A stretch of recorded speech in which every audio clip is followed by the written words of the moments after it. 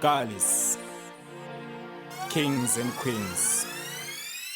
Kana zvichibvira uye kana zvichikunda, muchadzora zvakawanda kuvanhu izvo zvamakafunda. Vachadzidza zvakawanda, nguva yedzidzo yasvika, ndima yareba, nguva yekutora befu yasvika. Chabuda hapana uye chaoneka hapana, nyika rave gwenga tiri kudonha nemusana. Vazhinji tapera nenzara, vamwe ihondo mumana. Tichitarisa pazvese chabuda hapana. Yadzoka kumusha Zimbabwe, yadzoka tambanudzai maoko. Zimbabwe yadzoka, yadzoka kuvanhu. Zimbabwe yadzoka tambanudzai maoko. Zimbabwe yadzoka.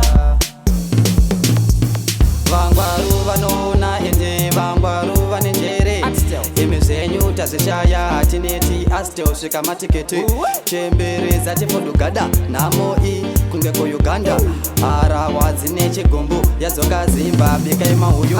Vana vazere madziwa atistel havasi kudzirwa, machira hapachisina mapoto maspunu ndezvepamoza, mabasa hakuchisina magweja kubocha vakamhanyiswa.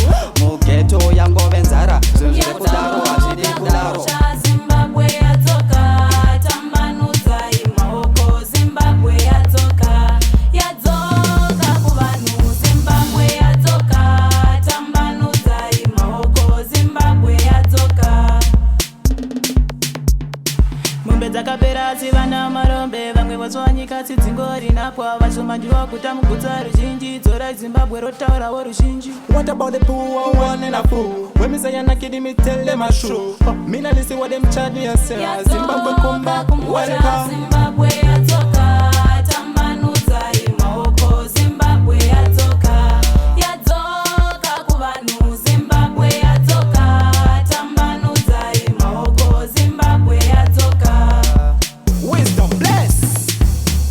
Vari kuchema nando umusha mukati pamwe zvinyerere, musha wapinda mhepo tochemera pamwe vekumusha nemudhorobha musoro vaisa pasi.